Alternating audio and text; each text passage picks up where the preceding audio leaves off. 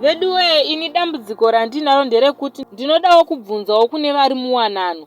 Pamwe ndini ndisingazive, murume wangu Haakwanise kana kufamba nesu nemwana, kana kushopping zvako grocery anonotenga ega, o inini kuenda ndega. Akachaisa kubasa ameno kuti ane ari kushamwari here, ozoya mumba nekudya nekurara, omukira kubasa. Weekend ndizvozvo, anomuka kufonerana neshamwari obva aenda kubhawa. Ini ndine mwana wangu, handizive rudo rwake, chero holiday chaiyo haana nguva nesu. Ndikamubvunza anoti chako kuri kuda kuti vanhu vakuone uchifamba neni chete here. Ndikati ndinoita senge ndiri singu iwe uripo.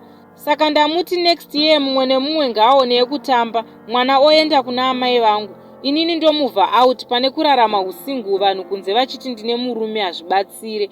Ende ndichiri mudiki ndinotodawo murume anondipa rudo, achifambawo akasimudza mwana. Ini ndiri pasaiti. Iye hake meso anawo handimurambire.